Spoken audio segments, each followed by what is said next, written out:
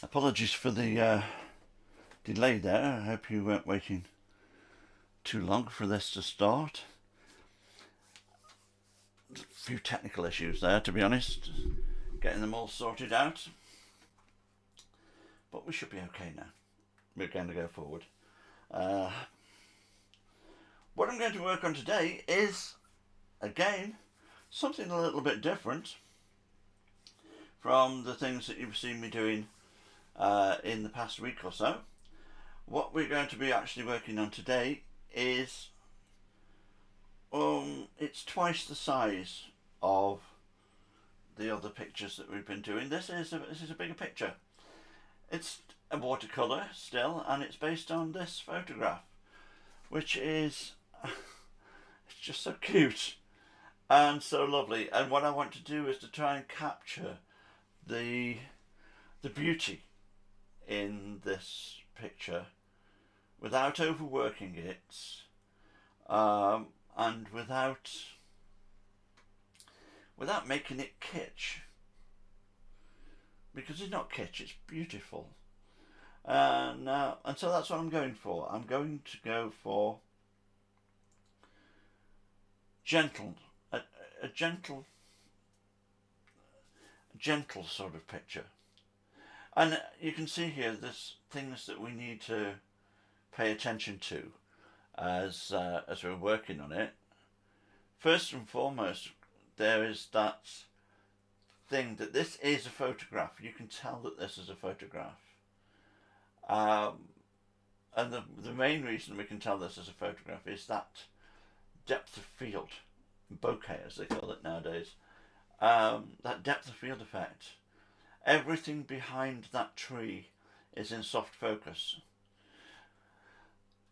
And I'm going to keep that. Even though I know that's a photographic thing rather than a painterly thing, I just think it looks so pretty. I just think it looks so, it's almost like marble. Behind that tree there, the greens and the greys and everything and the yellows that are behind that tree, to me it's like marble. It's gentle and beautiful, and it just highlights how pretty those two children are.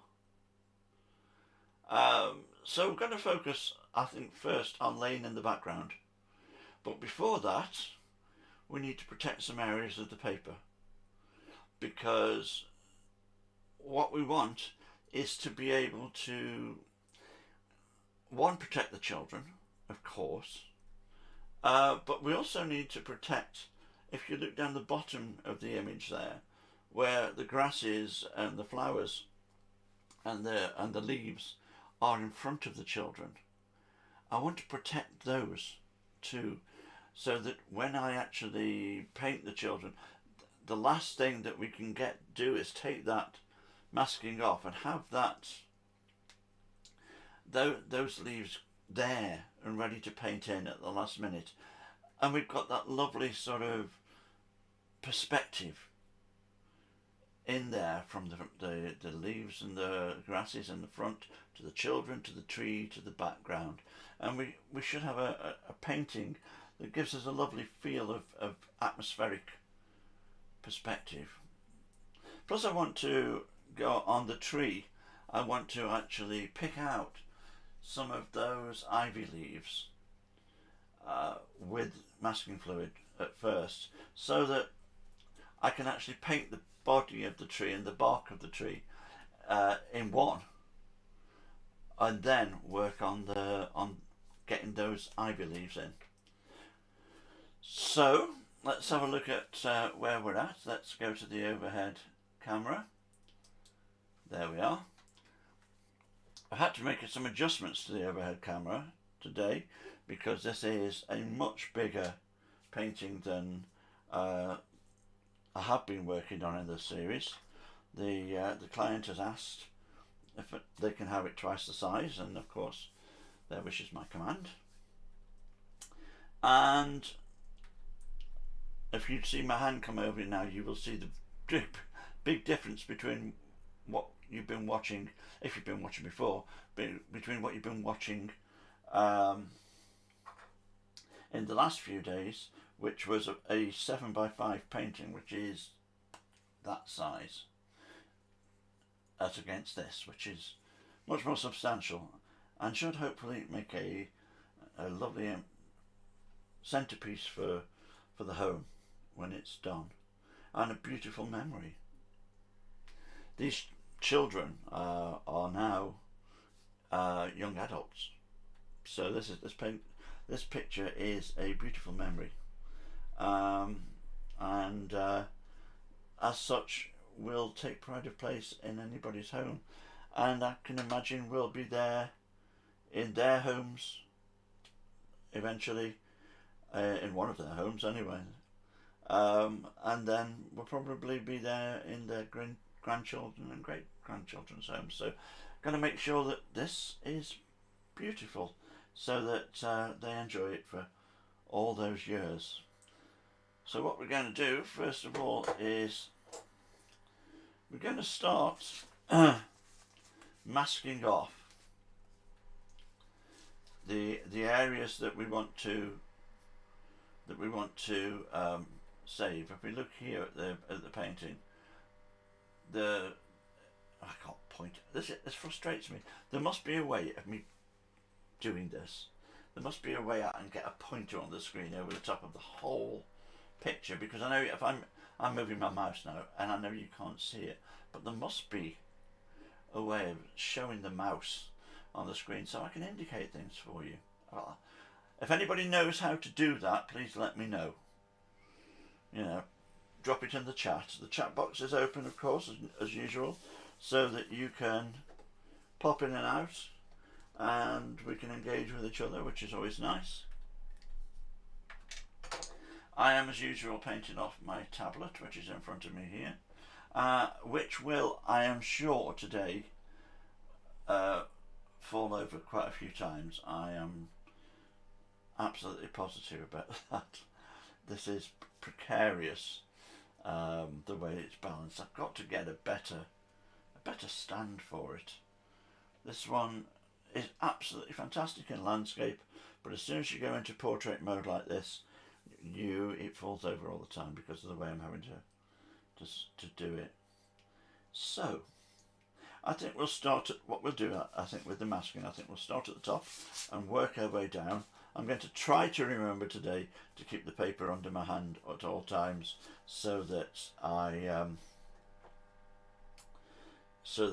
don't get my hand rubbing the surface of the paper and dirtying it all up like I did the other day. You know, I've been doing this for many years, and I still make mistakes like that. You know, it's just one of those things. You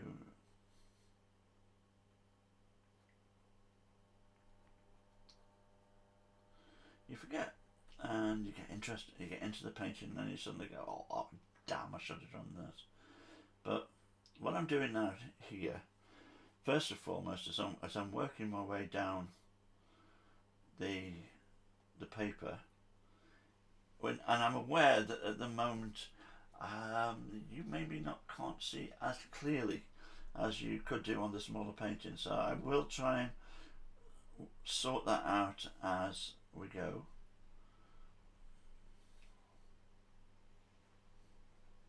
What I'm doing here, the tree, as you can see, is covered in ivy, and I want that to be a feature of the painting. Once it's over, I want that ivy on that tree to be something that you look at it and it stands out. And I think ivy is a wonderful plant. I love ivy. The way that it cascades down over anything that it can attach itself to. It's a determined plant. It's a plant that never gives up. it's so hardy and so resilient, and I think there's something in that to be, you know, I don't know. To me, it's a bit symbolic, and it was also, and I don't, maybe this is something that affects me on this one, something that affects my judgment, I suppose. I don't know, my view, my value, is that Van Gogh, Vincent van Gogh, also had a thing for ivy, and whenever I see ivy, I tend to think of Van Gogh. And if you Google Van Gogh's grave, Van Gogh and his brother Theo are buried together, and the grave is just covered in a mass of ivy. It makes me think of that when I see ivy. It makes me think of Vincent van Gogh and the struggle that he had with life, really, and his art, and such a talented and determined man, and dedicated to what he was doing, but such problems with getting on with life, really. Problems with communicating with the world, and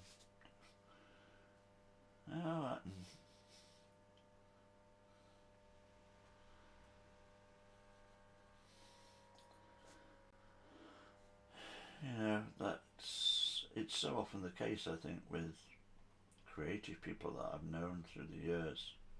I've been quite lucky, really. I've had my ups and downs, but most of the time I'm fine. As long as I can paint, I'm fine. Or play music. And if I can't paint or play music, then I can become a bit there. But other than that, and I think for creative people, in whatever sphere you work in, it can be hard. The world isn't a lot of the time. The world isn't a particularly nice place. But we know as creative people, we know as artists and everything, that it's a beautiful place, because we see it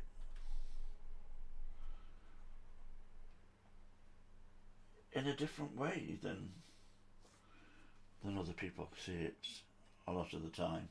We spend all our time trying to find and looking for the beauty in it. But sadly,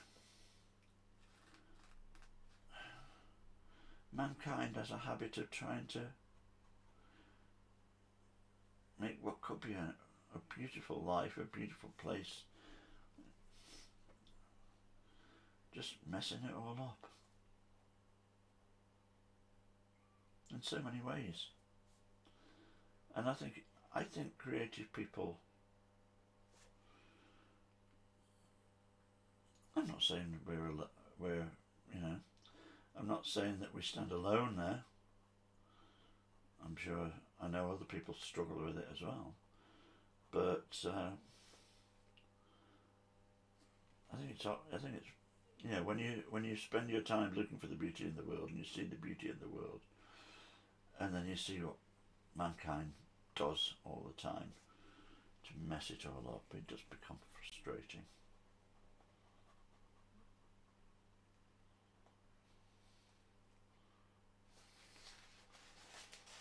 Got me off on one this morning.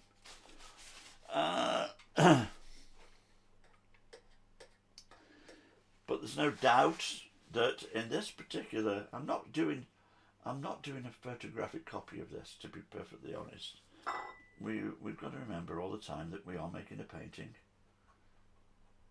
and the painting must stand alone, because once this painting's done, that's what people will see. They're not going to see the photograph. They're not going to be standing there going, oh, that leaf's not in the right place. Oh, that shadow was a bit darker there, and all that sort of thing. They're going to look and they're going to see a painting, and that's what we want them to do. We want them to look and go, what a beautiful painting. So I'm not worried about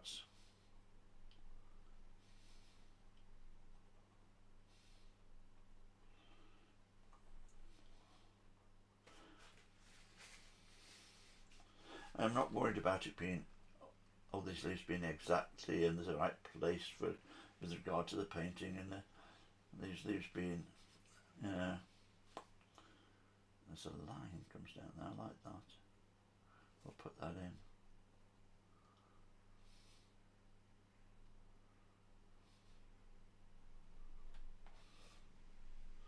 Yeah, we're not worried about them saying, oh, that leaf's not in the right place, it's not the right shape. It doesn't matter.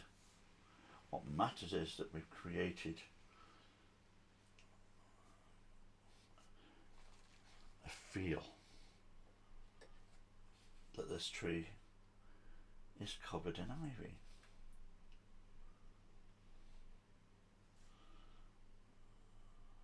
And not all these leaves are perfect ivy leaf shape either. They are, we're looking at them from sideways on, we're looking at them from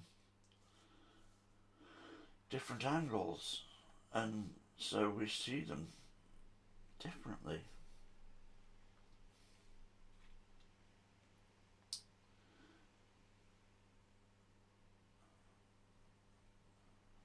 And just occasionally one or two of them will be straight on and will look ivy shaped, and they'll give your brain a cue to say, this is ivy.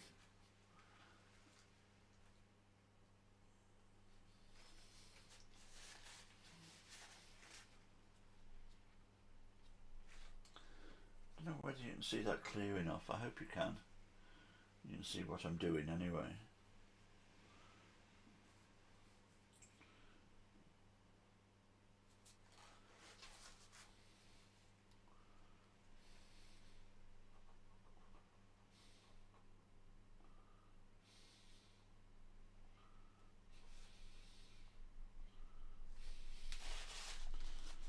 As usual, I'm applying the masking fluid with the mapping pen, not with a brush. I cannot repeat enough times, and I know I say it every time that I do one of these sessions, but I cannot repeat enough times how awful masking fluid is.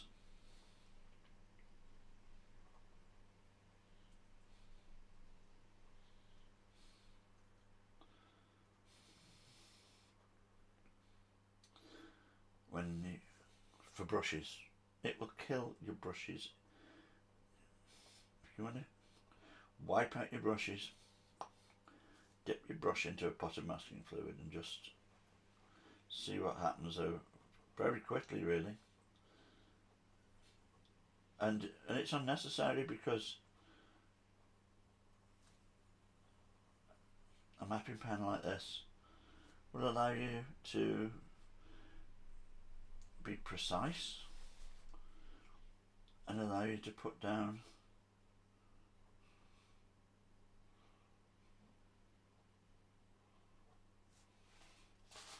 nice, sort of as accurate as you can get on paper that has a tooth. When I take these off, they will not be smoothed edge, but that's not to do so much with the mapping pen. If you use the mapping pen on smooth paper, you will get a lovely smooth line, but it's more to do with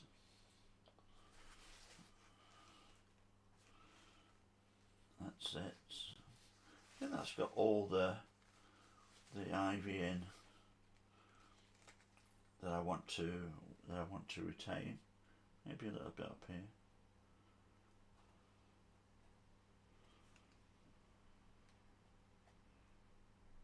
That's it.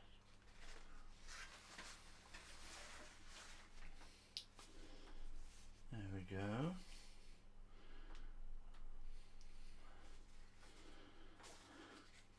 So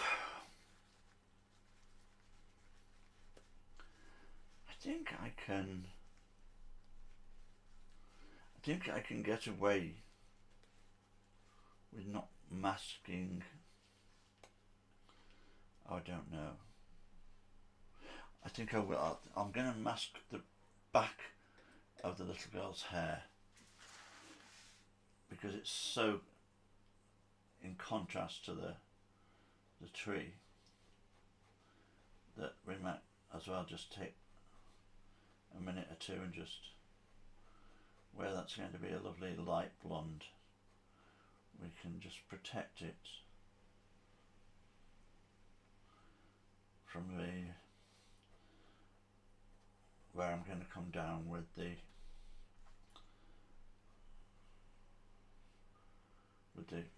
sort of colour of the tree, the sort of grey browny colour of the bark of the tree, and we can protect it.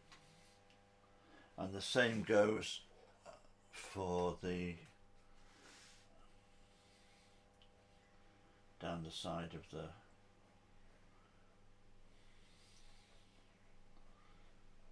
where it's so much lighter than what the tree is going to be behind.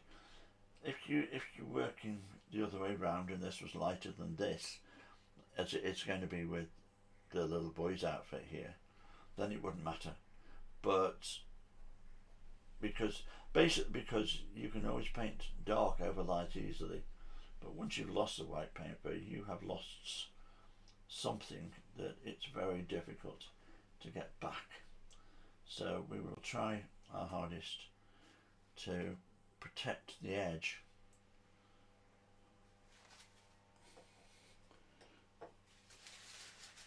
of the, let's give that a wipe, protect the edge of the image where we know we're going to, what we want to be able to do, what I'm trying to sort of ensure here is I want to be able to paint this tree in the background and know that I can come down in one wash without damaging anything else. So I'm just going to mask the edge of the jeans here as well, because that's got a light edge to it.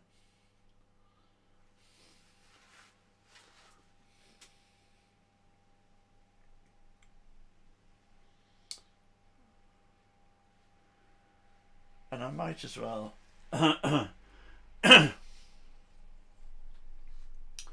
might as well now do the masking on the boy's clothes while I'm here.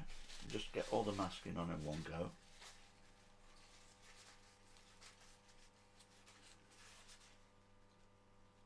Good morning, Miss, what is it? Miss XX Brown. I have trouble reading some of these Twitch handles, so bear with me if I'm leaning into the screen to see what your name is. I'm fine, thank you. I'm on top of the world. I'm always, to be honest, I'm always fine when I'm sitting in here painting. And Mr. Unicorn 27, hello to you too. Thanks very much. It's just mapping it out at the moment. The only thing that I've really taken really great detail to ensure is that I've got the profiles of the kids right, and I've got the shape of their heads spot on, because that's where you're going to look at straight away. When you look at this painting, what you're going to do, you are going to look straight away at the faces of the children, and for that reason you need to know that's right. So what I'm also going to do, I don't know whether you work in watercolour yourselves or whatever, but when you start doing figures in watercolour, which I do a lot, I think if I've got a niche when it comes to my paintings, it's my my ability to take a scene, whatever that scene is, and to be able to put the figures into the scene and paint the figures in a way that makes them fit, it makes them, they stay realistic. And when you put one of the oops a daisy, I have to be careful there. One of the big things is getting fabrics right. And I find that denim is really effective in watercolour and not particularly difficult to paint. It's sort of I think it's a watercolour paper attracts the, I don't know, it works really well when it comes to recreating denim. But when the denim is going to be as dark as this is, we want to be able to just retain a line here and there.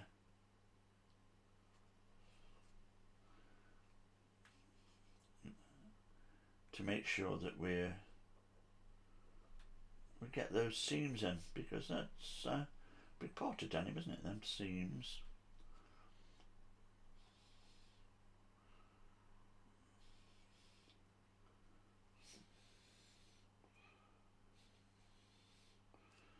There we go. And down there, a little bit over there. It's a cute little suit the little guy's got on, isn't it? Really is.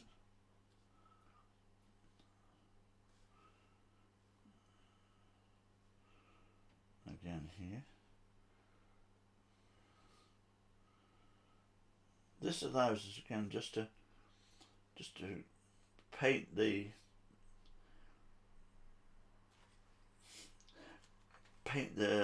denim in washes and still retain this bit where the seams are.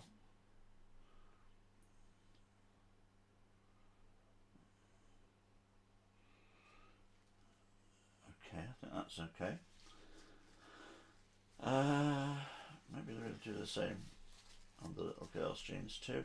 And then the last thing I'm going to mask is the grasses down here in the foreground, so that we can retain them right till the end,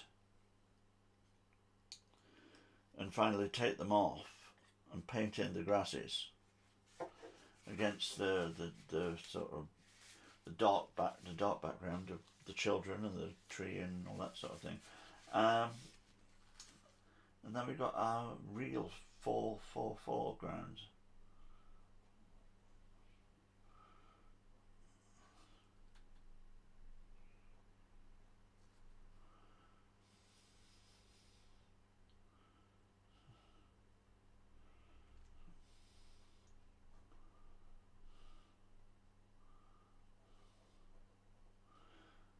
I think it must be, I don't know.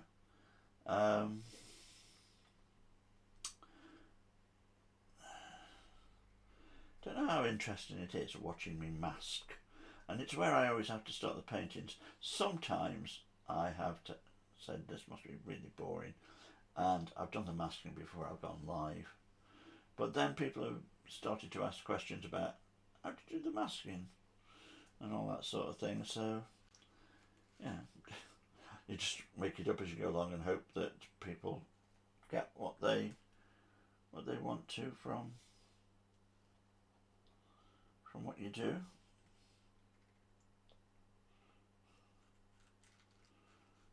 Masking is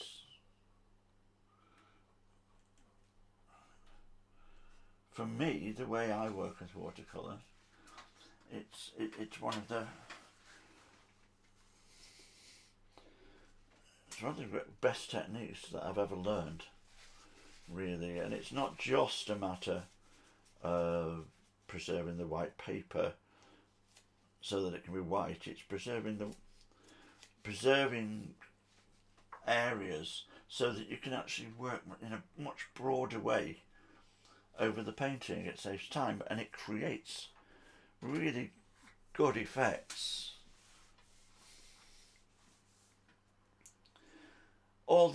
Everything that I do in this series it's coming from different friends or followers, mostly online, occasionally in real life. But the idea is the whole idea of the nature of the project is that I'm painting paintings for people that will be important to them and will be special for them, and that's what I like to do. I like to create,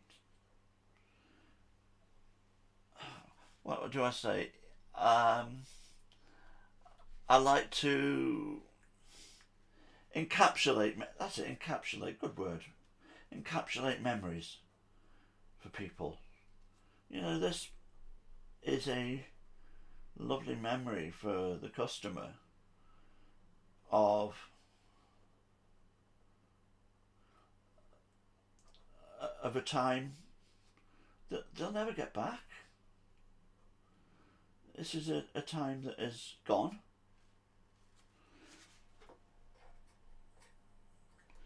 But every time they see this painting on the wall, they'll remember a very, very happy time in their lives.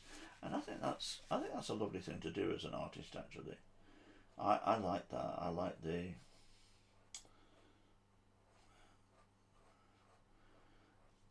the fact that every painting that I do in this way is valued. I don't know whether that's vain of me or what. I don't know whether it's vain. I don't think it is vain, actually. I think it's, I don't know, it makes it so special. I mean, I do paintings of my own, and I put them on my website, and I sell them occasionally, and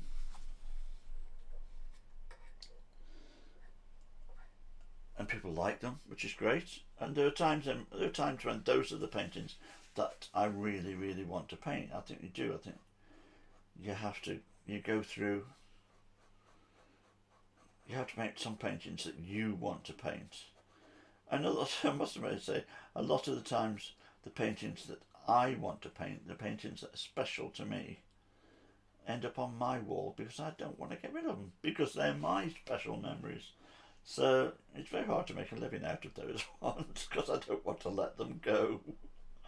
But this is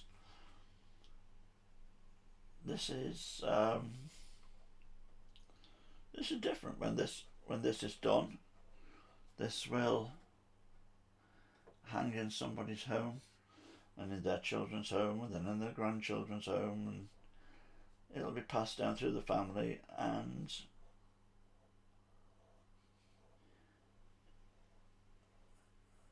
yeah, and it's funny, isn't it? The nature of the painting will change over time, because when the client hangs this one on the wall, they will be looking at it, and it will be their painting in their home, and they will be looking at it, and they will be saying, that's my children. Those are my children, and they're special, and this painting is special to me because those are my children. And then in the next stage, this will go probably to one of those children and hang in their home. And they'll be looking at it and going, that was me and my brother, or me and my sister when we were kids. And they'll show people who ask about it, when they come to the home, they'll say, that was me and my brother, or me and my sister when we were children, blah de blah de blah. And then the next generation will get this painting, and they'll be looking at it and telling people, that was my mum, that was my dad and his sister, my auntie or my uncle. when they were young. And on and on and on. That's my granny or my granddad or my great granddad or my great great granddad. And it goes on and on and on. And you know, this is the sort of thing that the aristocracy have done for centuries. You go to a stately home. I don't know where you are in the world, you people that are watching, but in England, in this country, we have all these stately homes, we call them, homes that they're almost palaces, really. They're the homes that the aristocracy, the wealthy, have built over centuries. And you go there and you look at the paintings on their wall and they trace their ancestry back hundreds and hundreds of years, generation after generation after generation, by looking at the paintings on their walls. Paintings of their forebears. They know who their ancestors were. So many of us, but many of us don't.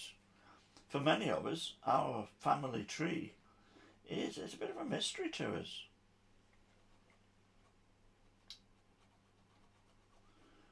I did my family tree a few years ago, and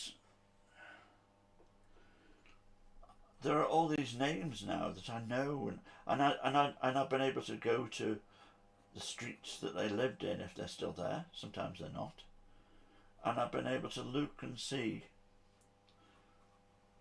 what their lives were like, but they are just names. Once you go back 2 or 3 generations, they're names. That's it.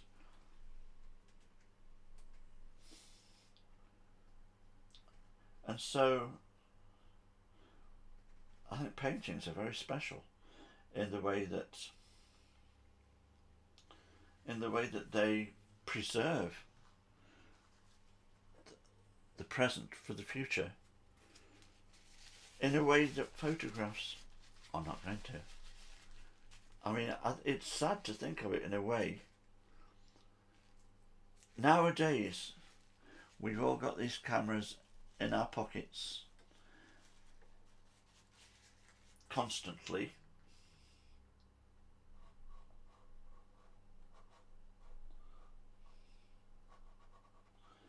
And we all take hundreds and hundreds and hundreds of pictures every year, and we let them sit on our phones, or we put them up to social media, or we post them. Goodness knows how many pictures of our daily lives and our lunches and the things that we do. We post to Instagram, we post to Facebook, wherever we do, we post it online.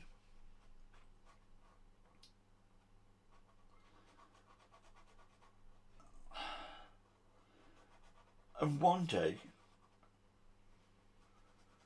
that will all be forgotten.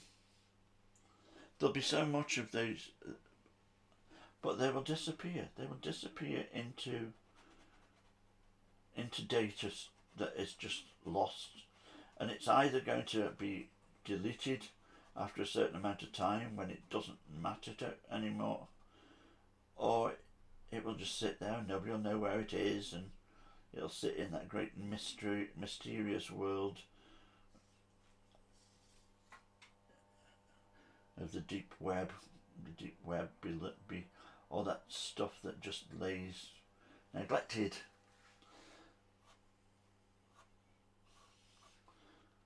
I've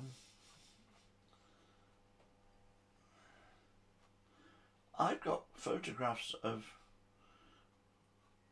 my family going back 2 or 3 generations. They're in a box in the attic.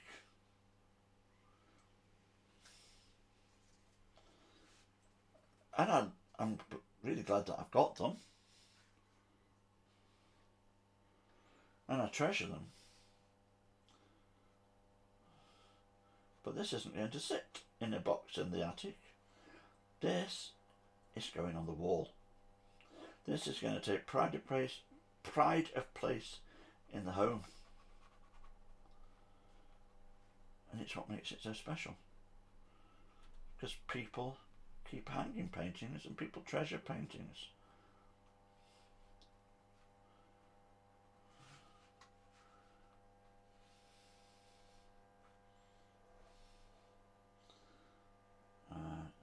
I'm just finishing off this last bit here, putting in the leaves and the grasses that I want to retain. I want these to be green in the end against the darkness of the tree. And I think that is probably it. I don't know. Hold on. I'm going to just also mask out his hand.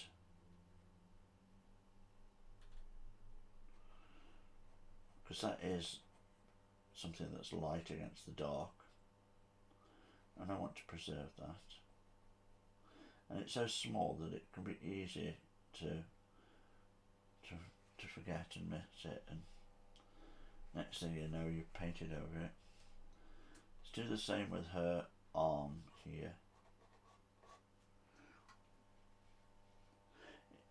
In the end, this time spent deliberately masking out is well worth it, because it allows you to paint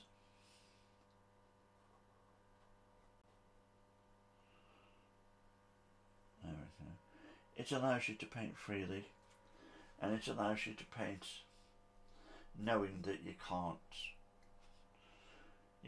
lose important things.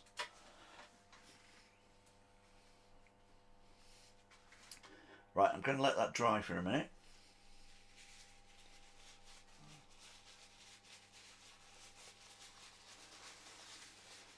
Oh, so people of the internet sitting there watching me paint, and you've chit-chatted to me a little bit. Where are you? I always love to know where you are in the world. One of the things that fascinates me is that I'm sitting here in my tiny, and you wouldn't believe how tiny, little studio here in Cheshire in the northwest of England, painting away, and people are watching me from thousands of miles away, and I find that absolutely fascinating. So, I'd love to know where you are. The other day I was painting and I had people simultaneously. I got people watching from Spokane in Washington State, from Kansas, from Texas, from Cape Town in South Africa, and I've got a regular viewer who watches me in India, and I just find it mind-blowing, really. Such as modern technology.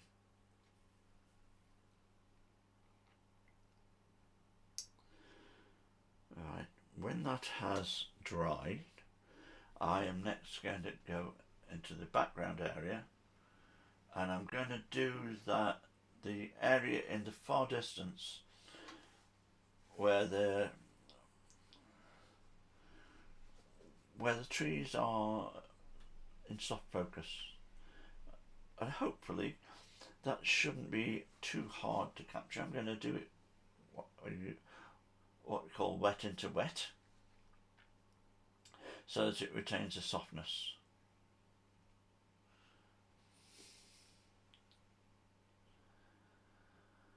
Oh, it's getting quite warm in here, I must say. it's tempting when you put on this masking fluid. I don't know, but maybe you would like to get a little bit of a closer view here. And maybe if I get tilted at a different angle, you can see now where the drawing is and where the masking fluid is. I'm sure that as I put the paint on, it's all going to be a lot easier for you to see. It is quite... oh, that's interesting, isn't it? Get the more we change the angles on the drawing, the more easier it becomes to see.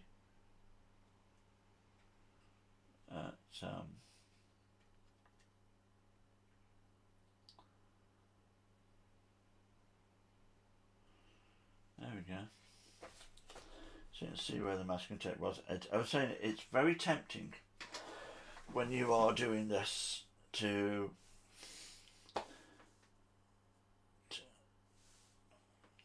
mess it up in a way by being impatient. That masking fluid needs to be totally dry before we start trying to paint over the top of it. We don't want to get it in the brushes, and we want it to do its job. It won't be long, but it isn't quite dry enough yet.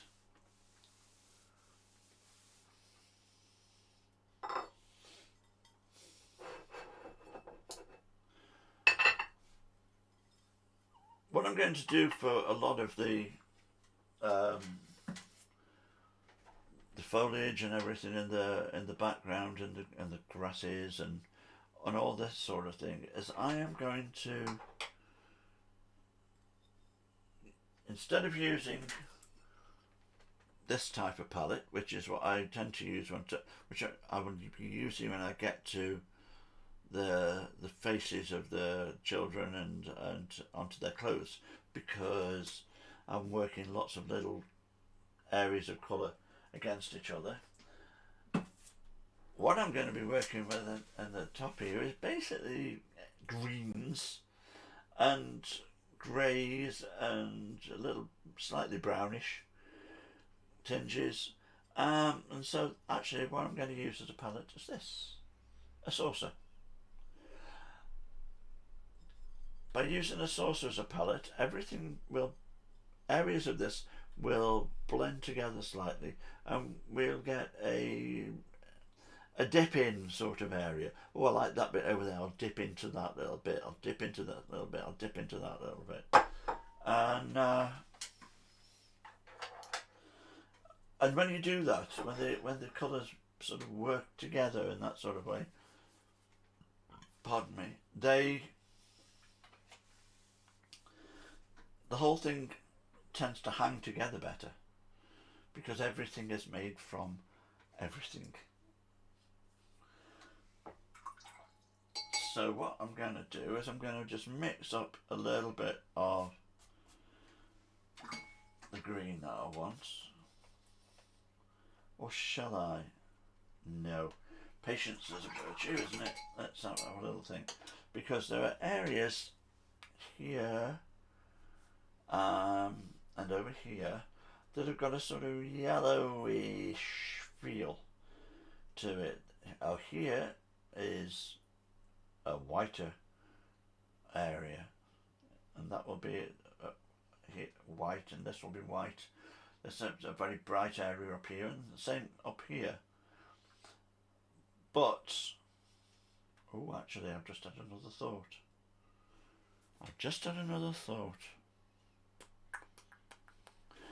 In this area here, there's an area where the whitest highlights of the sky, that what the lens does to them is it turns them into sort of slightly blobby sort of shapes. And sorry about this, I do apologise for this, because I'm going to get the masking fluid out again and put some more on, which will delay everything a little bit. But there are areas up here that I think will benefit from being masked out in that way and saved till the end, and it will allow me to put on everything a lot more freely. And this time, instead of using the mapping pen that I was using before, which will let me do all the fine detail stuff, I'm applying the masking fluid with this, which is a colour shaper. It's called a colour shaper. It's like an eraser sort of thing on the end there, a bit of rubber on the end, and it's very good for applying bigger areas of masking fluid in sort of blobbiness, or for large areas. And what I'm going to try and get the feel for here is the areas where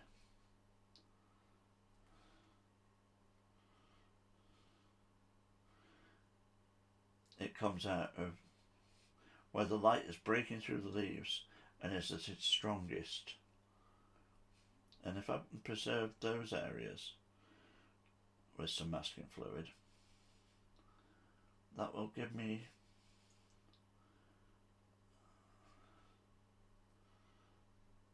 something. It's almost like you get it when you do it like this. When you put the paint on, the bits that the masking fluid saves almost gives you something. It's like feels like it gives you something for nothing. You haven't had to work at it because applying fluid like this is not difficult at all.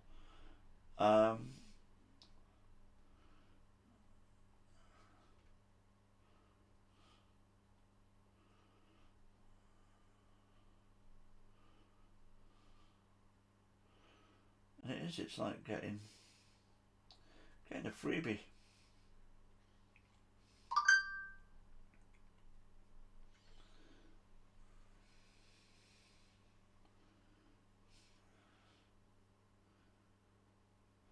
If you are watching this, wherever you are, and you just think to yourself, I would love to watch him paint one of my memories, then please, send me your photographs, send me your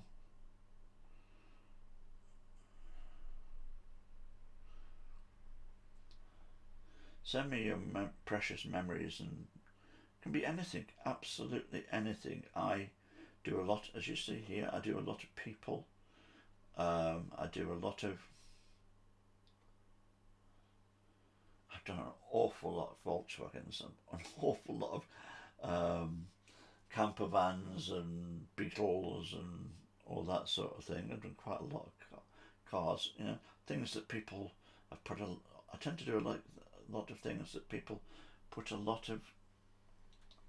invest a lot of time and love into, and they want to have something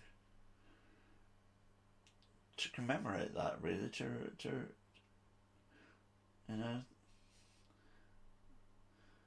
same goes for horses. I've done a lot of horses, and of course when you have these animals, you love them. I mean, it's a love affair, and animals sadly do not live in general as long as human beings do. So there will be a time, sad as it is, when you don't have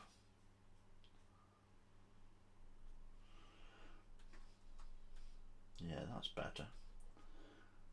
There will be times when you don't have that animal or pet or whatever around anymore, and that's why people get pet portraits and all that sort of thing. Now I'm not. I've done them, and I can do them. I can do dogs and all that sort of thing. But I must say they're not my most favourite thing to do. I much prefer doing people. I like to do people.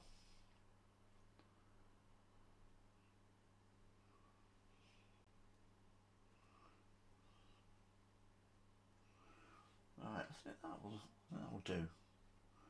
Now I will have to let that. I will have to let that dry a minute. Some of these blobs are quite big.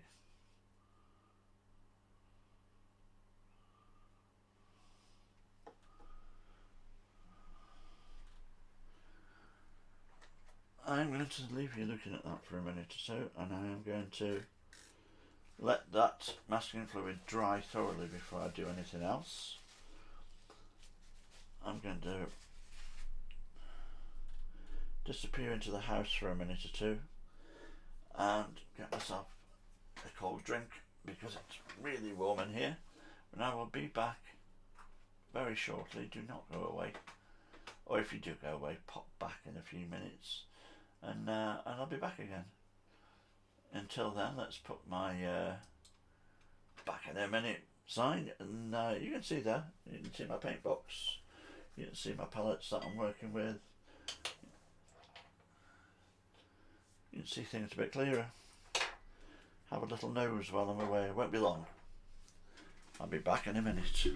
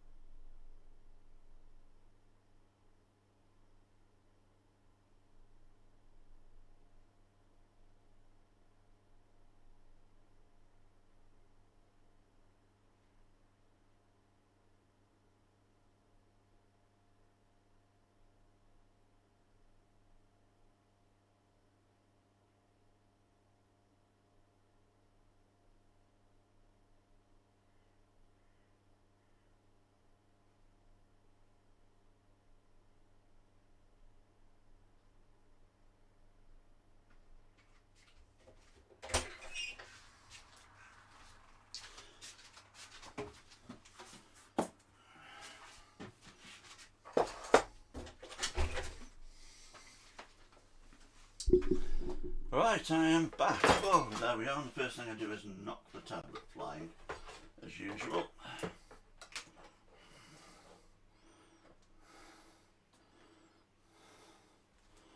There we are.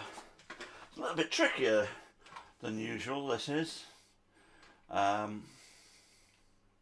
are we?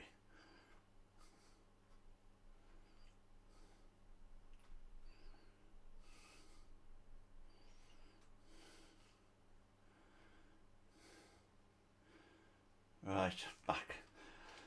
Right, here we go. Sorry for the delay, but it's very important that this masking fluid is super dry before I go on to the next stage. And what I'm going to do first of all, I think, is to mix up, where's my 3/4 inch? Okay, this is a 3/4 inch flat. It's synthetic, it's only a cheap brush. This is, I do not use expensive brushes. People ask me this and oh, what's that brush you're using and all that sort of thing. And I have to come clean and say that it is part of a set that I bought a few years ago from a store that we have over here called The Works. I want to be a lot paler than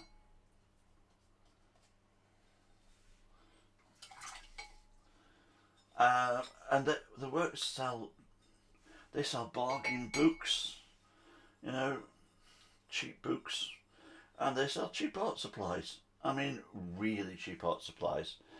I actually went the other day and I bought some fine detail brushes for doing these small faces and that sort of thing, and I've got 4 brushes. They'll work absolutely fine. They're fine. £2. £2. You can't go wrong at £2. Right, so what I'm going to do,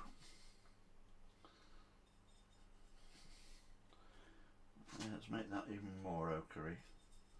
That's better. That's better. First and foremost is I'm going to put just a wash of just clean water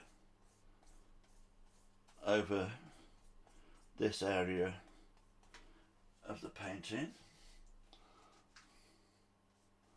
A little bit of paint there that was on the edge of the paint, on the edge of the what's the name?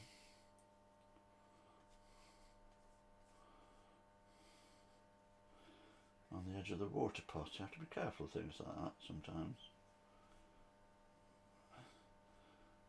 And we're coming down there like that. Now it is important that I keep this area at the moment wet. One of the problems I have in this little studio here is that, now what I'm going to do is I'm going to put in a yellowy sort of wash into that in the background here. And again, actually, let's get the water in here. One of the problems I have working in this little studio that I work in is that it's very, very warm. On some days it's almost unbearably warm. Let's leave that for a minute. That's actually looking quite nice. And it gets so warm that the paper dries too quickly. And so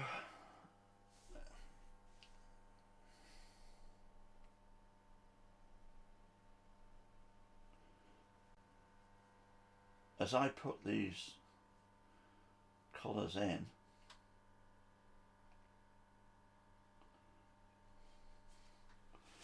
let's take a bit of that out there. That's it. As I put these colours in, I want them to spread. I want them to be, I want it to be soft, and it's only going to do that if the paper is wet. And so just letting that, because if the paper dries, what we get is hard edges, and at this bit, at this moment, I don't want any hard edges. Textures, yes. Hard edges, no.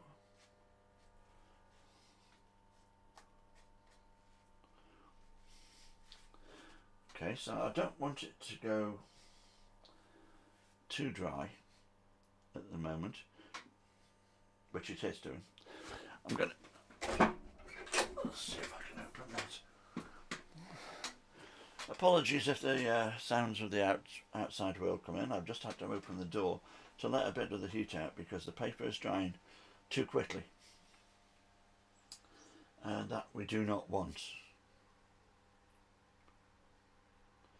We want it now to be dry-ish, but not dry.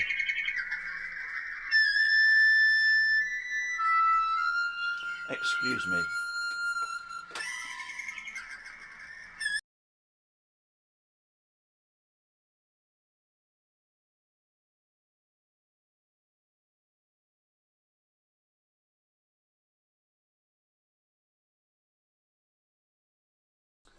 Yet another spam call. Every day. Over and over and over again. Scamming, scamming and scamming. It really makes me mad, to be perfectly honest. It really does. So let's dampen this again. Making sure not to cause any hard edges anywhere. And leave any hard edges. But we want it damp this time, but not soaked. And what I'm going to do now is I'm going to work in some green, only a little bit more muted. I'm going to knock the green back slightly with a touch of Payne's grey. It still only wants to be light. That's better. It still only wants to be light, but what I'm going to do is I want to try and get the feeling of the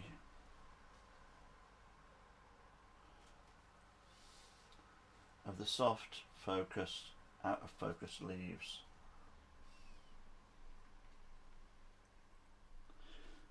So I like to have the occasional hard edge, but we want mostly we want it to be soft, and we want to work some greener green into it. That's too vivid. Let's get a greener green and knock it back a bit.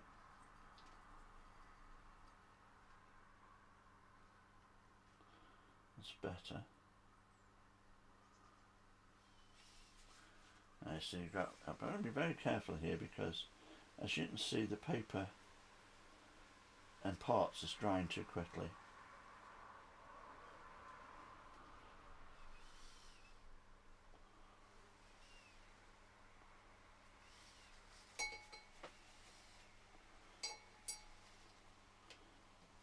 A touch of a yellow ochre to this part over here.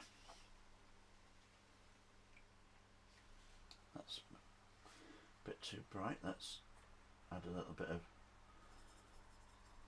that's it, add a little bit of burnt umber to that, just to take it down a tone or two.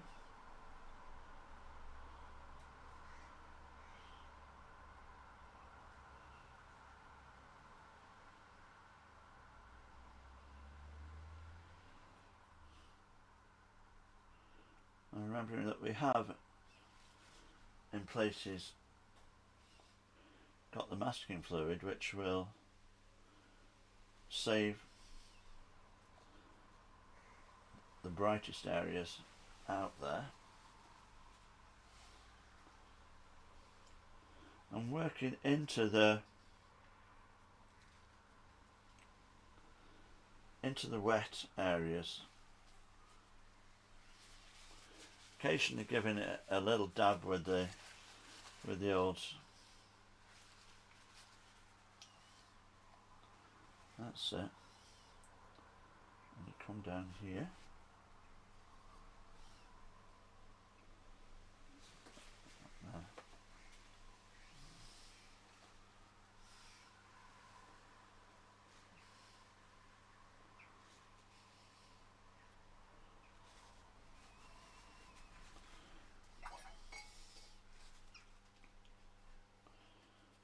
Keep it wet,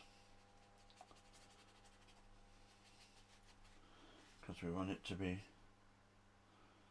we want to retain that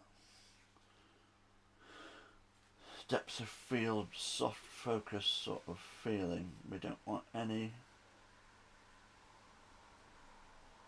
hardness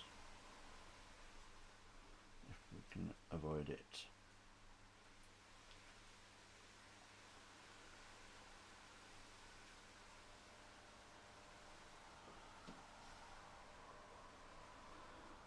Working in occasionally something a little bit darker, just to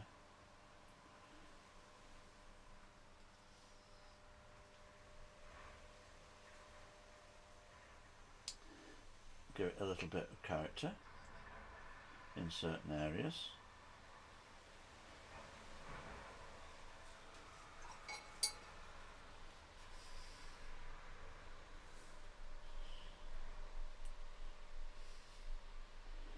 Feel free to chat to me as we go. You won't put me off. You can ask me anything you want. I will talk to you. I enjoy talking to you. I enjoy conversing with the people who are taking the time to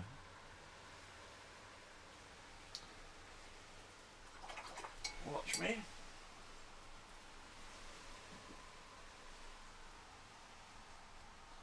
Let's wet that. All the time it's constantly having to wet and re-wet the paper, because it's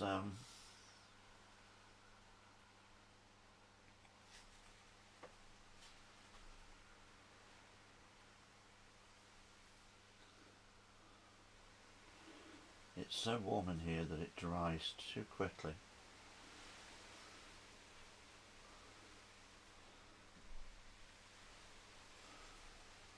And then we get these hard edges that we don't want, but always remembering that we can always put on more water. And because most of the paints that I work with are non-staining, it is possible with a little bit of careful application to put on water where you get a hard edge and soften that hard edge up.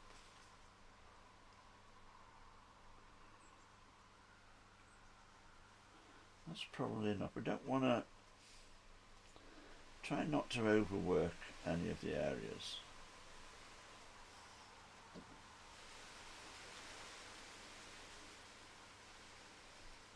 I want it to remain light.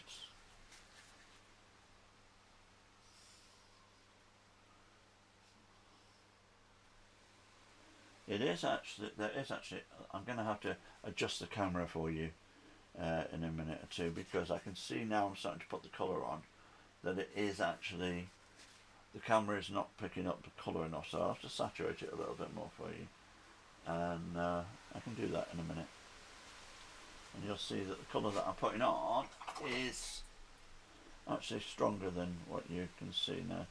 Again, let's wet down this side of the tree. There's a line there that wants to be softer than that. That's it. And the same on this side.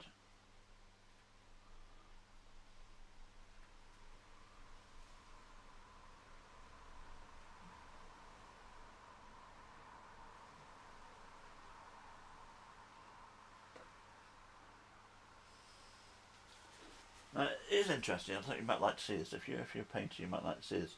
See what I've got here as I'm using the saucer.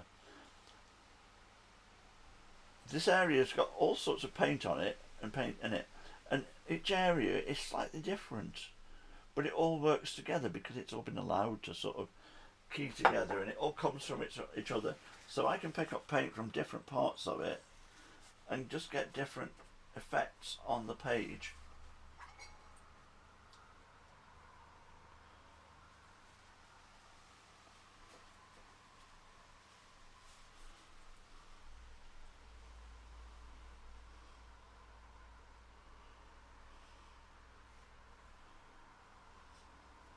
Okay.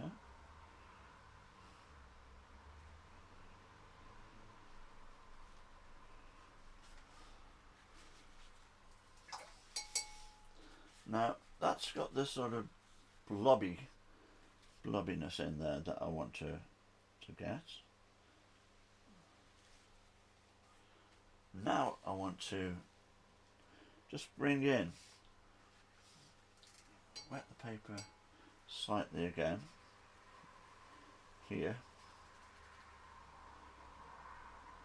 because there are branches that come across and the branches are darker, and I want to get them in, but I still want them to stay soft, so I'm working the paper wet, not as wet as it was before. I'm letting it dry a little bit, and we're going to put in a dark bit.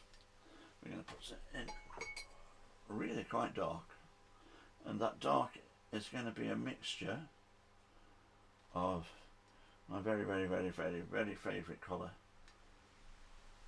the Universal Payne's Grey, and Burnt Umber, to make it a dark, very dark greeny browny colour.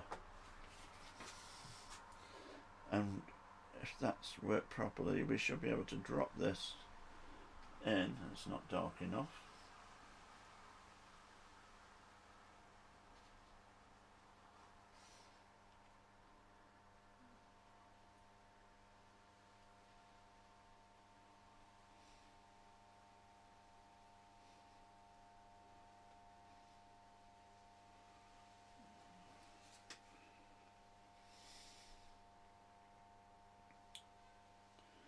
Some bits of the paper is already dried. It's better.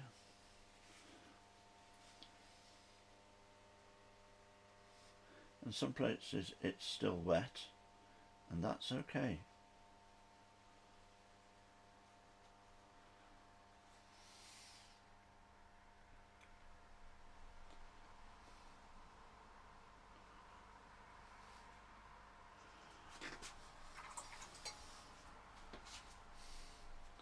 And where it's spreading there, and we don't want it to spread that much, we can just get the dry brush and just control it.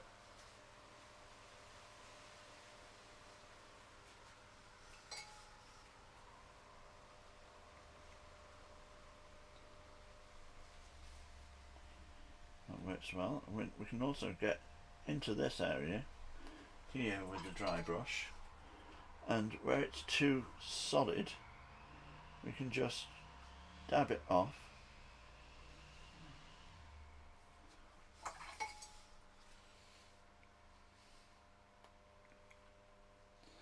And we can grab it here and there and just pull branches off. Just pull it off the main paint. I have not got any paint, I've not put any paint on my brush, here, all I'm doing is I'm using the paint that's on the paper, and I'm just pulling at it, taking some off here and there.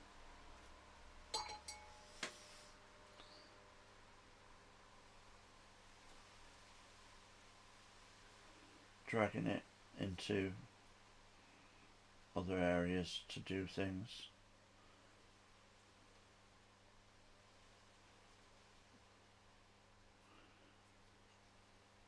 Put a bit up here, which will be broken up by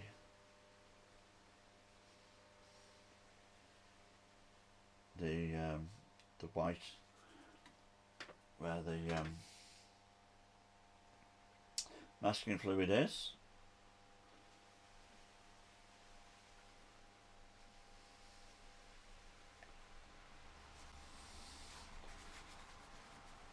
And let's just take a little of that away. That's it. So that it's not just black. It might look alright just black on the photograph, but we want a little bit more interest than that. And then with a lighter version of that, working into, again, damp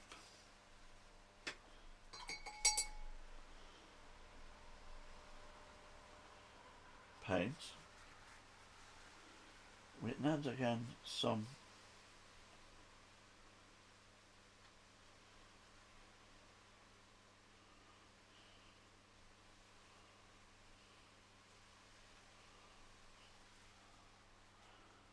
intimation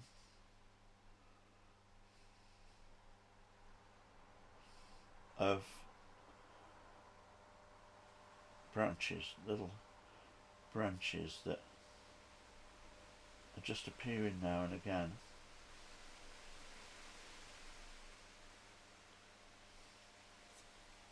Take some of that off there.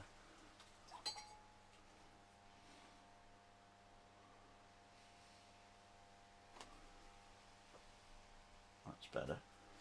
That's better. Bit more darker green here.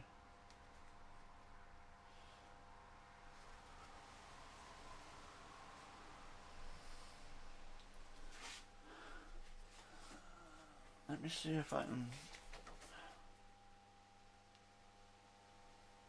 That's not very easy for you to see. There's a lot more colour in there than you can actually see.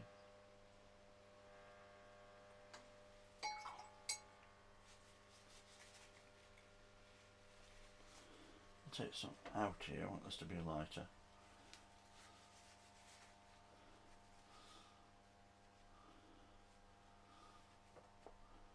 That's it.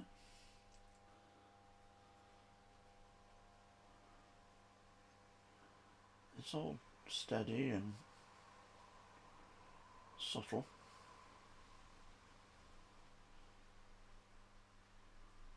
Hopefully.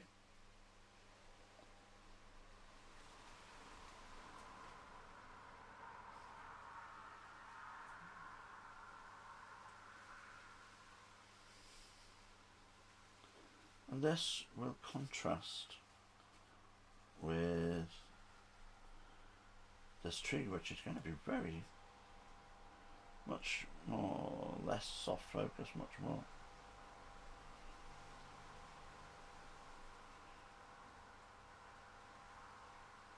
defined, because it's closer and it's all in focus. So we'll take time putting more definition into the tree. This might seem strong, I don't know at the moment, but once the rest of it comes in down here, it will see if I can do something about that thing. Let's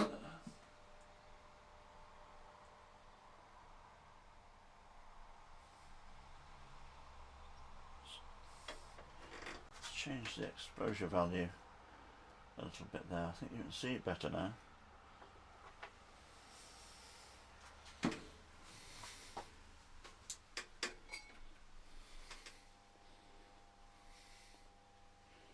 And down here we want the same sort of effect.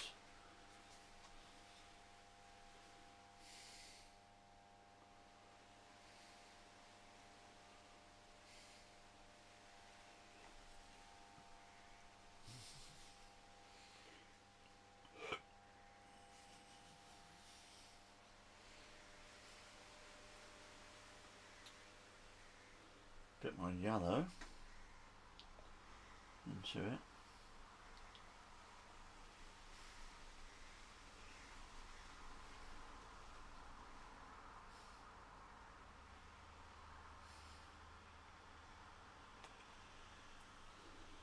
And some darker green.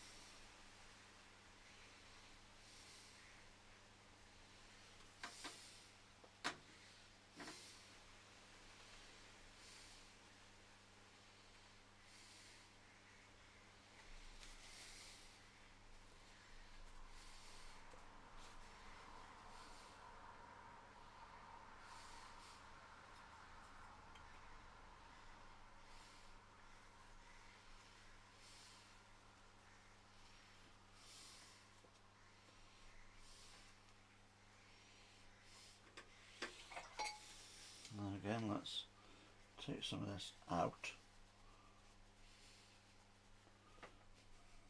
to keep this area lighter, with apart from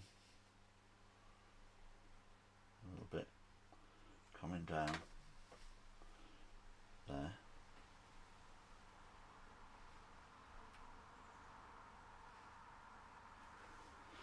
I mean, this is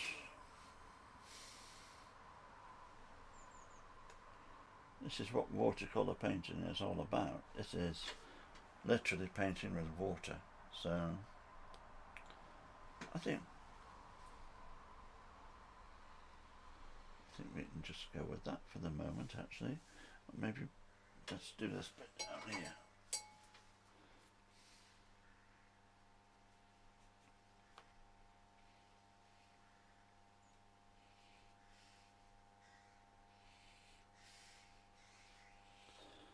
It starts off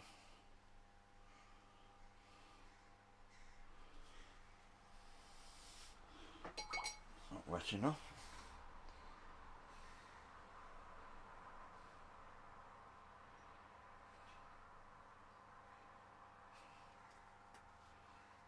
Trying to make the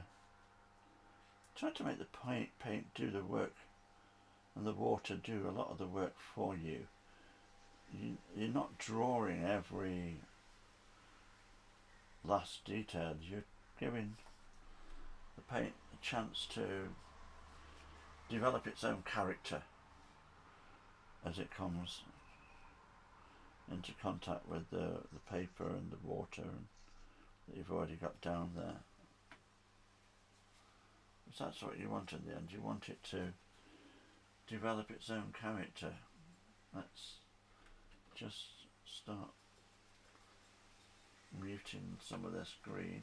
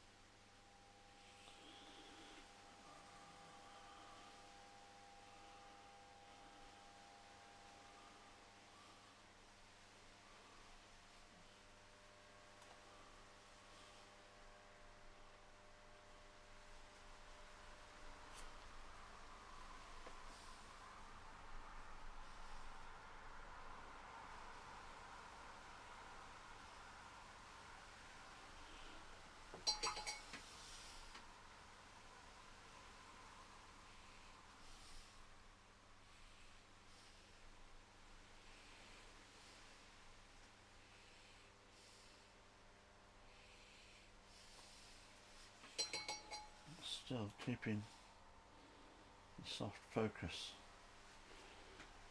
taking time all the time to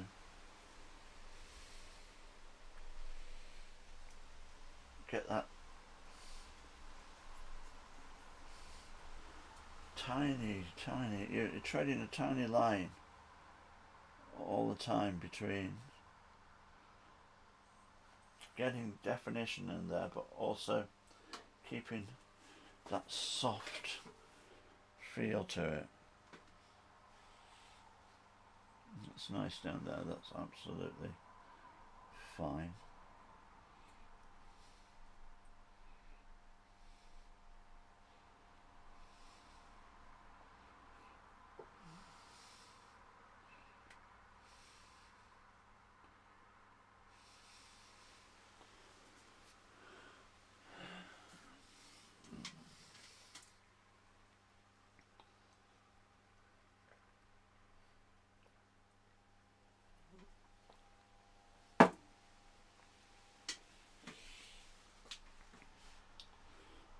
Similarly,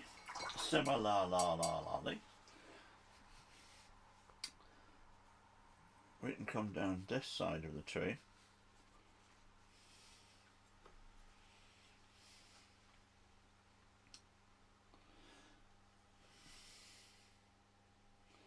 I did have a discussion with the person whose painting this is going to be,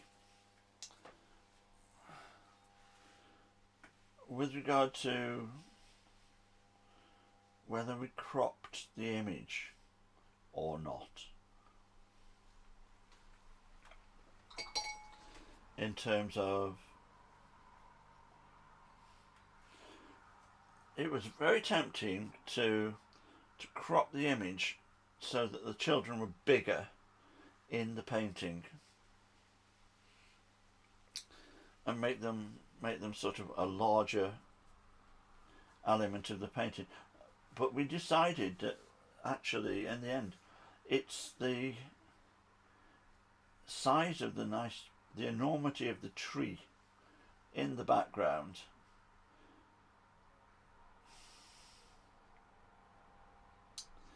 makes lets you see how small the children are, and that is actually, I think, an important part of it. These are little children. These are, they're very cute 2-3-year-olds, and you want to keep them that way. You don't want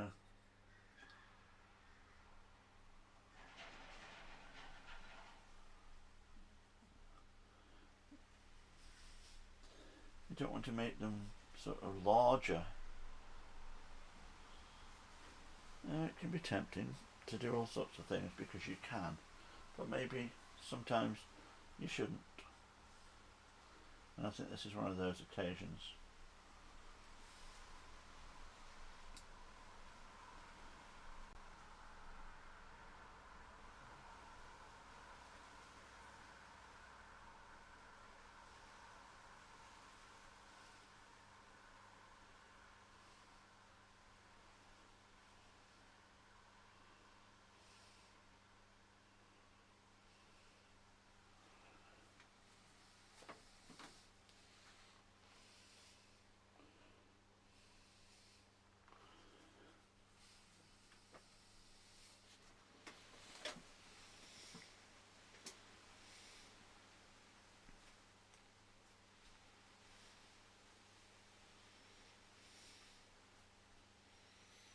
Now while we're going green, so to speak,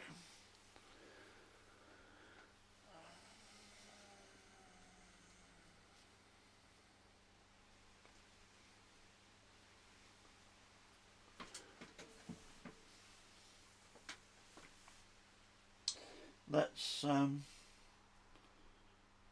come down into these areas here and establish the rest of the background in terms of grassiness, which is a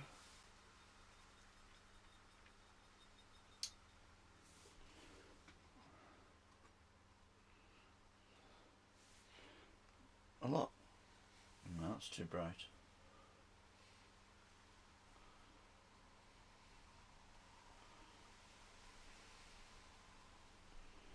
We'll put it on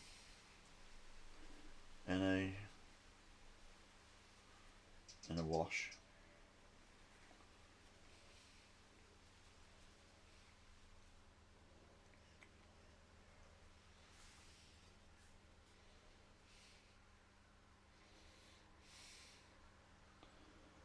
All over there, coming down here,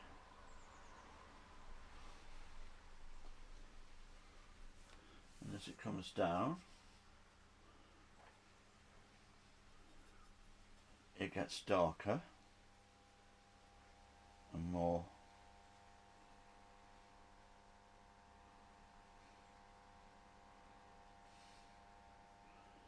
really is drying very quickly. I have to work so quickly to prevent it just becoming hard edges, and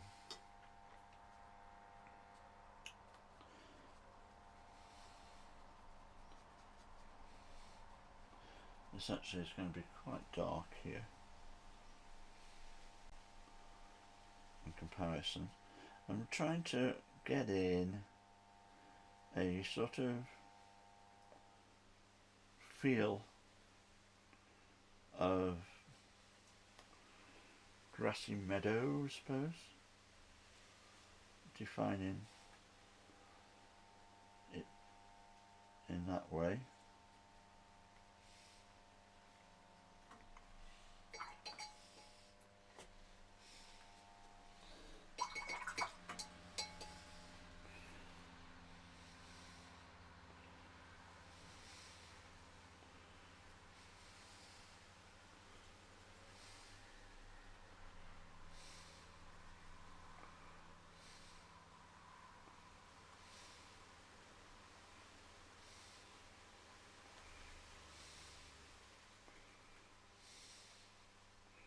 I'm still working in very much wet paint, so that hopefully nothing here will be too defined.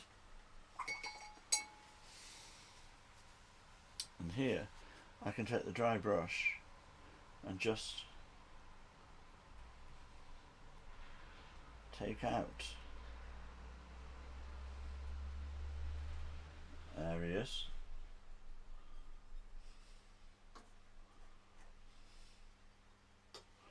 that I want to. All the time, all I'm doing really is I'm creating texture. It's all about making you think that you're seeing things that aren't there. That's what painting is. I'm trying to make you, by the shapes and the marks that I make and the colours that I choose and the textures that I add, I'm trying to make you see a meadow and a tree and two little children. They're not there. It's a painting. It's pigment on paper. This is the Marcel Duchamp Si ce n'est pas un pipe thing. This is not a pipe. You know, the giant painting of the pipe that has that writing underneath it and says, "This is not a pipe." And people look at it and go, "Yes, it is a pipe." But it's not a pipe, it's a painting.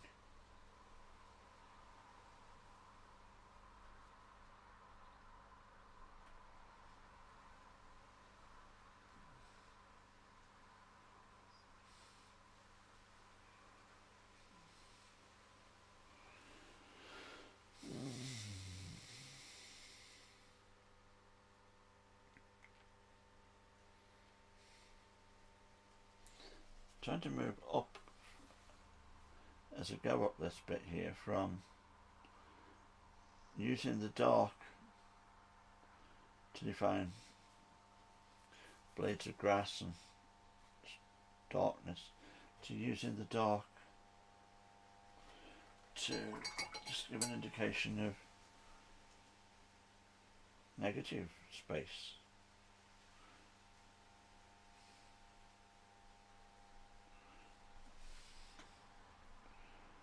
Quite often what we see isn't the thing that's there so much as the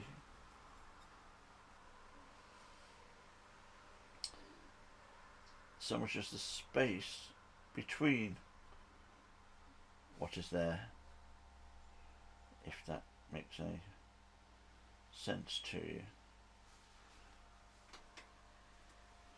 I often challenge, if I'm trying to get people to understand how to view things, to paint them, I will say, don't paint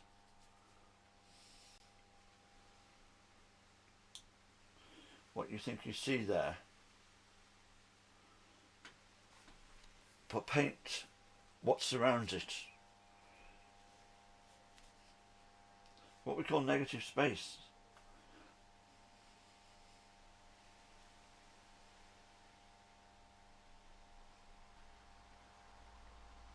Because by painting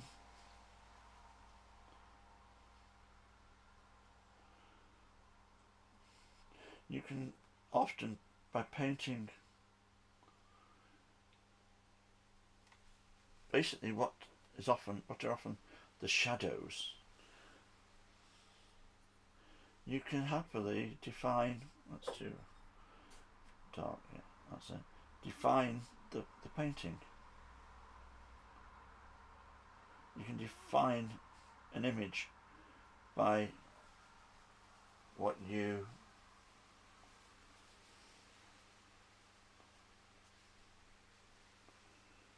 don't, by painting what's the gaps, the bits where nothing is, and leaving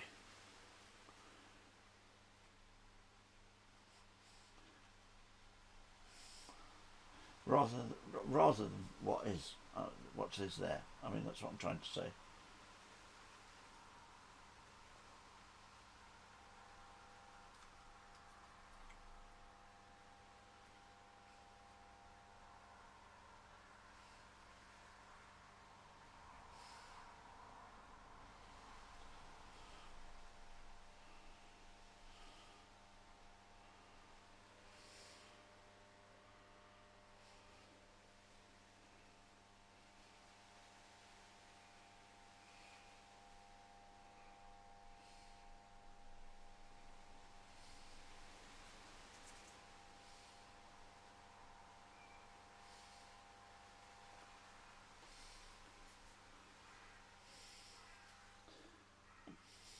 The room is very quiet this morning, I must say. This afternoon. I think often it depends on what time it is elsewhere in the world. Of course, you know, anybody in America is going to be 5, 6, 7 hours maybe behind me. So whereas it's 10 to 3 in the afternoon here, it'll be sort of early morning over there. So, you know, sometimes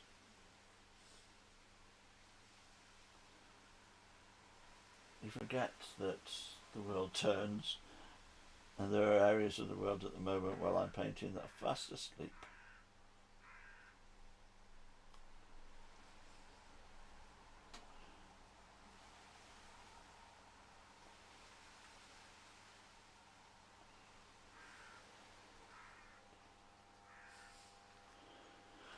When the moon hits your eye like a baked pizza pie, that's amore. I don't know why I sound that.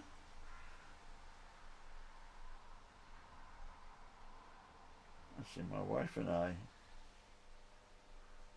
as we walked out of our wedding, after we got married, I didn't walk out of the wedding, so to speak, after we got married, as we walked out to that tune, Dean Martin, That's Amore.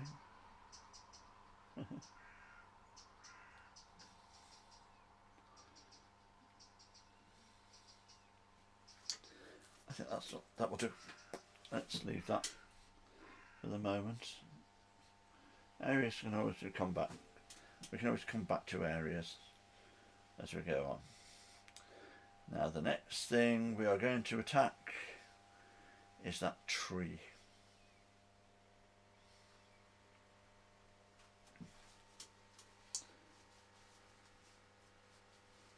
And so we need a tree collar. And so I am now going to,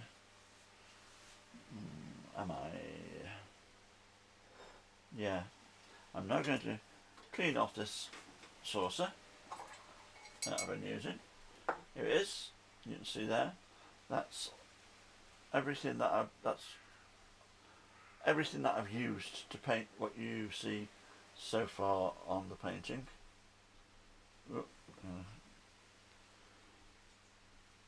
Pardon me.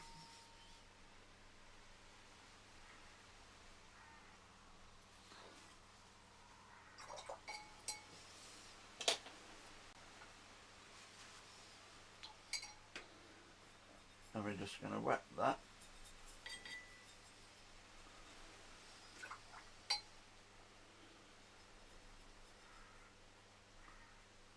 And just take a piece of paper towel and wipe it off, wipe it clean.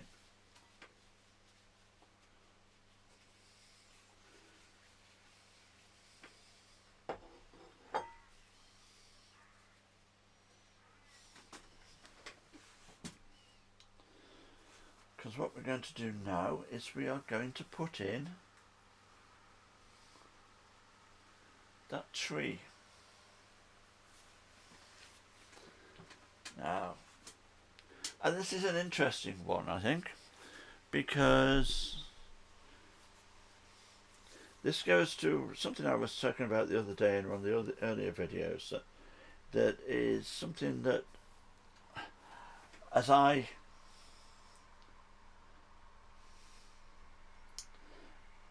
grew as an artist, I realised things. You might say, well, surely we're all going to do that, Stephen, and maybe you're right. But I did. I realised things that should be obvious. Let's put it that way. Things that should be obvious, but we take for granted, and we don't see a lot of the time. We look, but we don't see.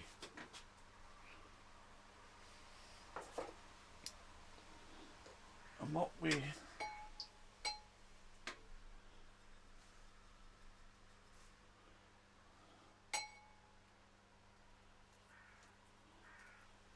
I mean by that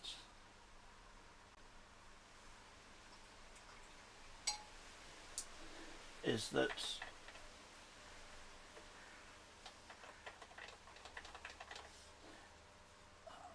how do I illustrate it? This is how I illustrate it. I say to you,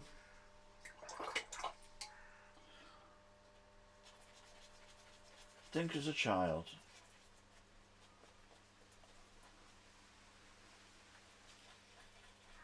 And I ask you, what colour is a tree?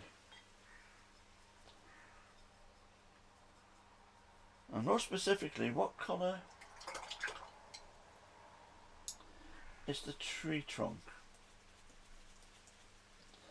And so often the answer that people will give me is, well,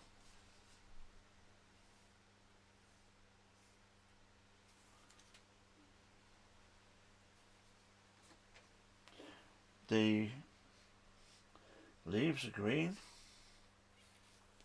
and the trunk is brown.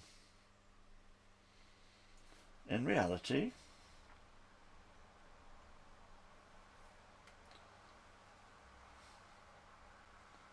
hardly any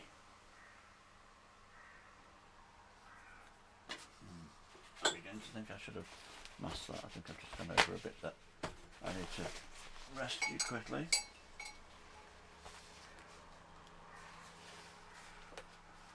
That's it.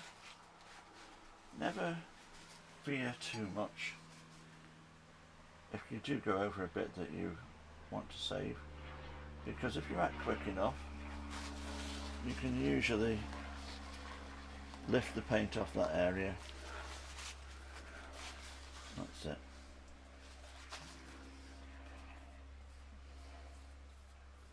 And what I'm trying to do here is I'm trying to put on the sort of lightest colour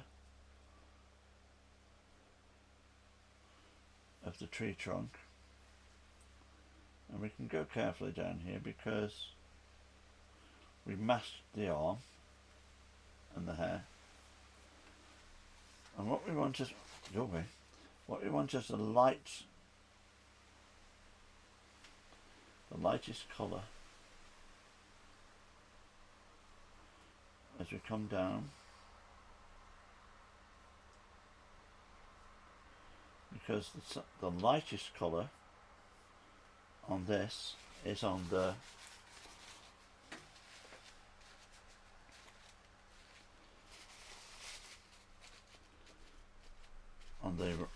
this right hand side of the tree trunk, and further it goes towards the left, the darker it gets.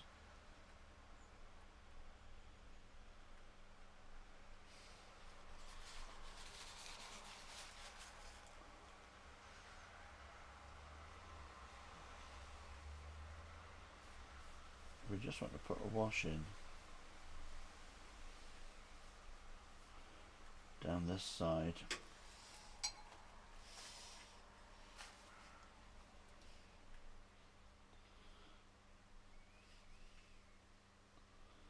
Don't be too precious of this. We don't necessarily want washes that are smooth and consistently,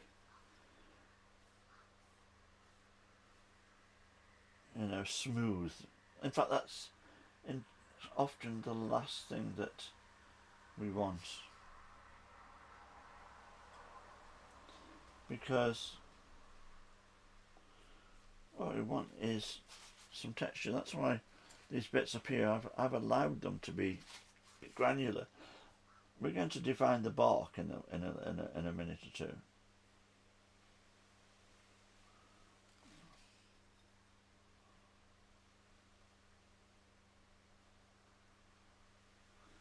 And that will break it up.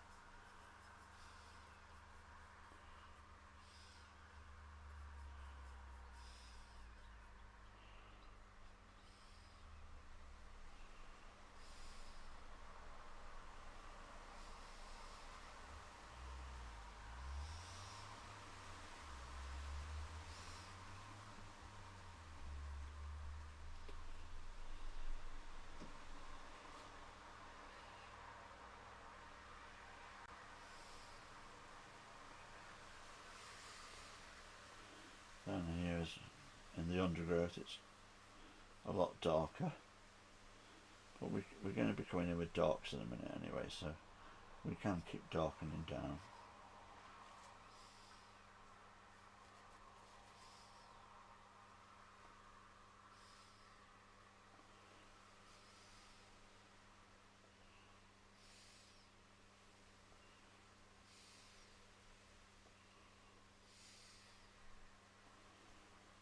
And this area over here is a lot darker.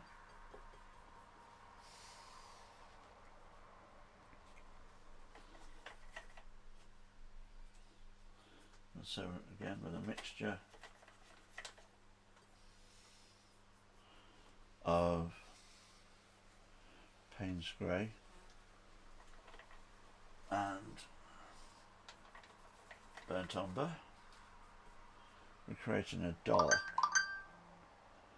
that's, remember we've saved the leaves with the masking fluid, so we don't need to worry about them.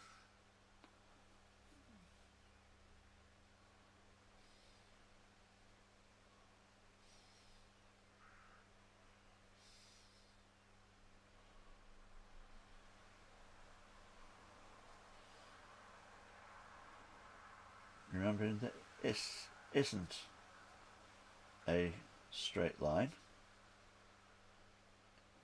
Trees do not grow in straight lines.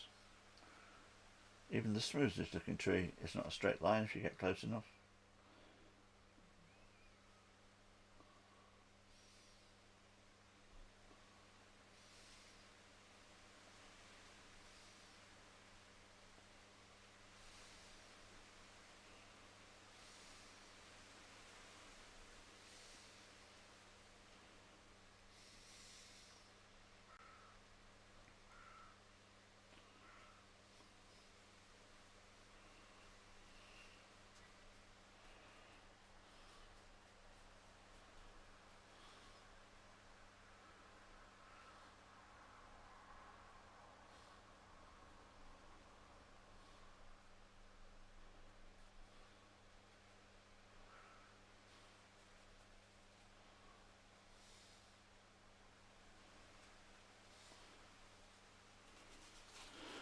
You might have heard me say it before, nature does not like straight lines. Nature does not create straight lines.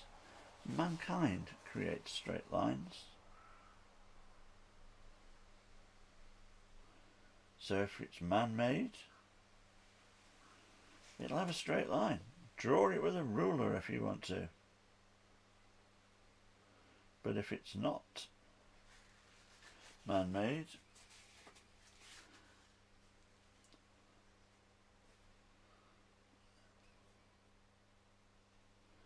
if it's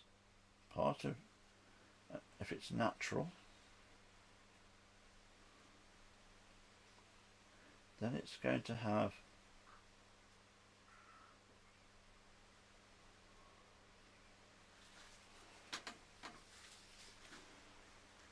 it's not going to be straight, it's going to have rough edges.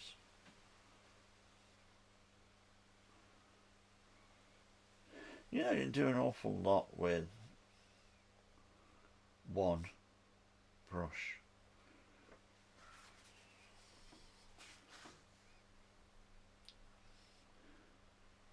I think people would look at a flat brush like this and think, oh, it's just for doing the big washes and everything.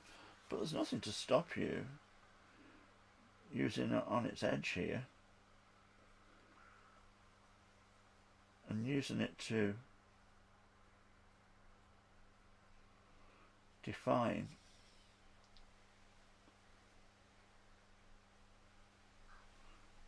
the bark. It will have the advantage that because of its size, it will be storing, it will hold an awful lot of pigment before you need to re-dip. So you just keep working.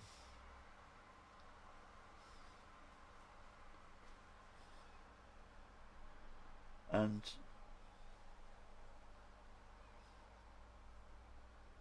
you can use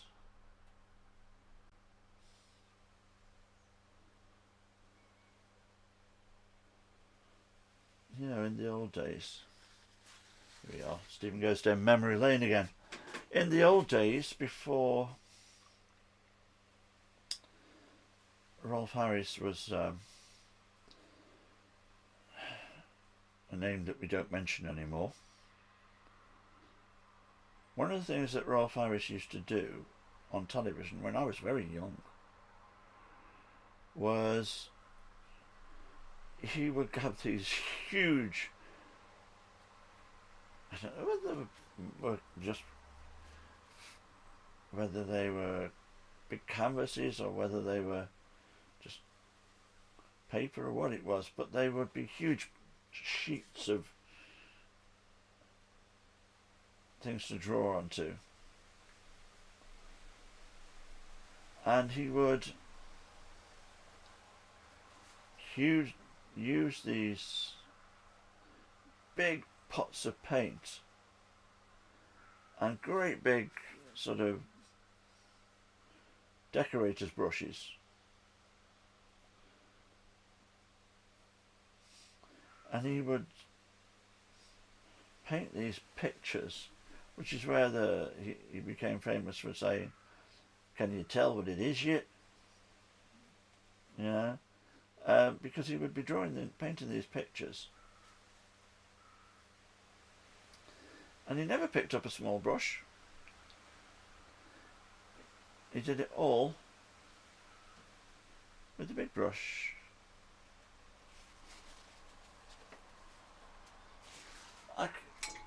You can fiddle, you can fiddle, you can fiddle.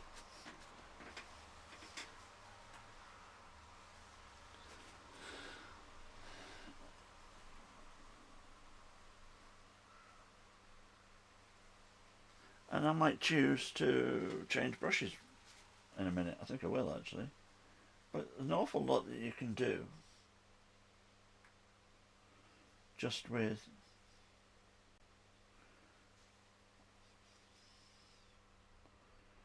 one brush.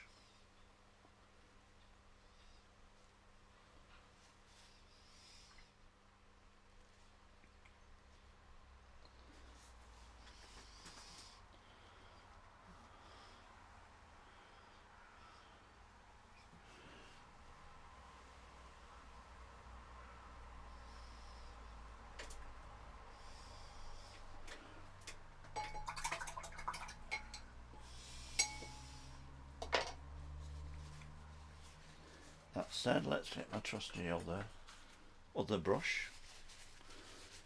Do you know, I've painted, how many paintings this week? I think this is number 8. In just over like a week and a half. And I don't think any of them I've used more than 2 brushes.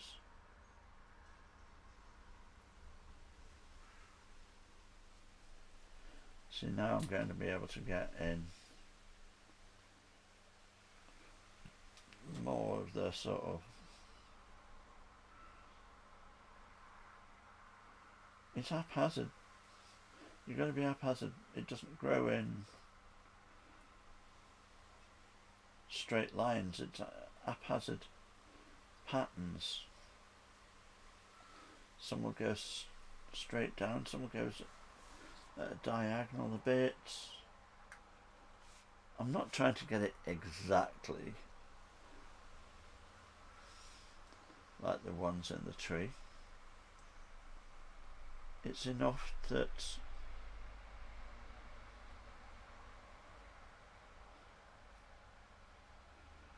we intimate the bark.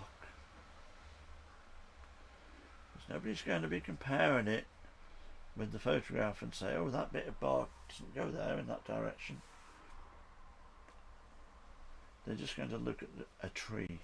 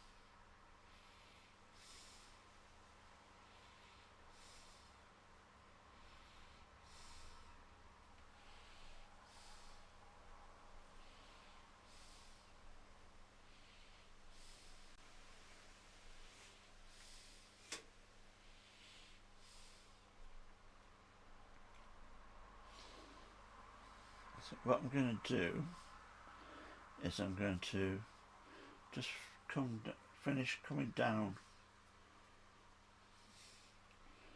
this tree, putting in the bark, deepening the shadows.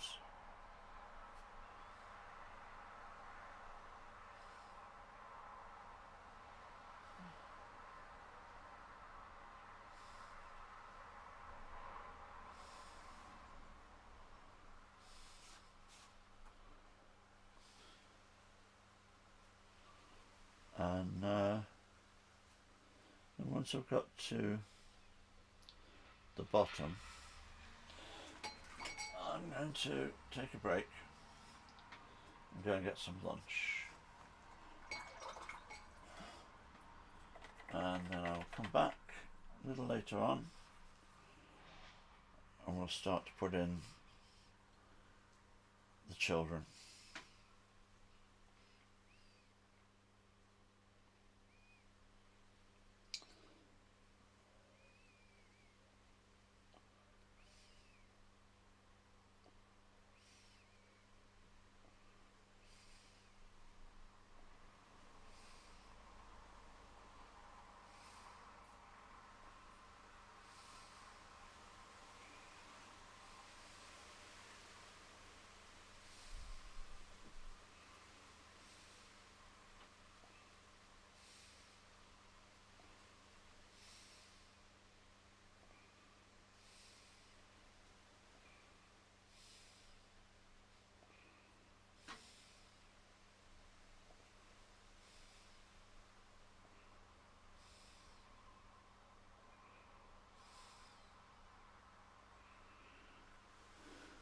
Trying to do this to some degree instinctively,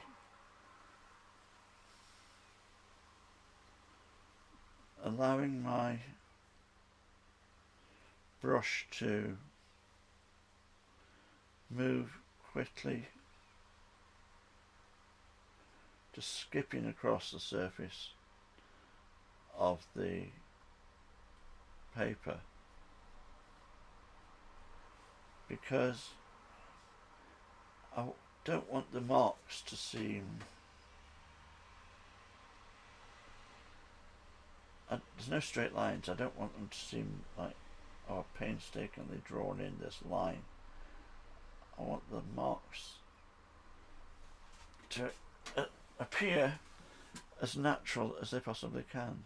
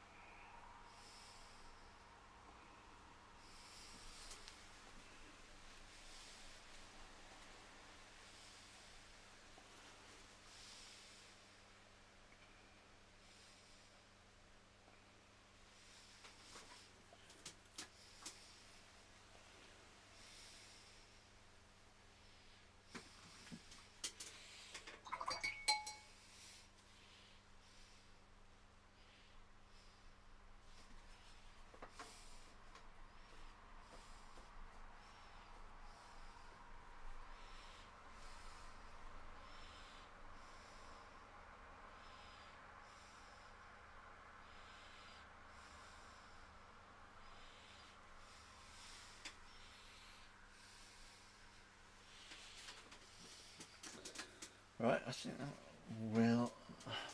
Actually, no. Let's just come down this edge and define occasionally where.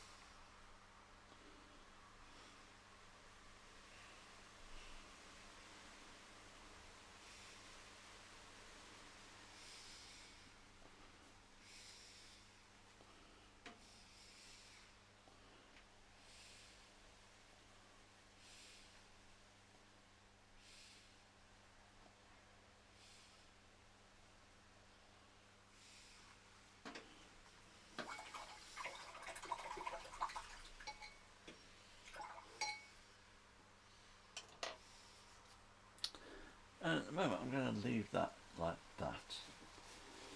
And we will come in the next session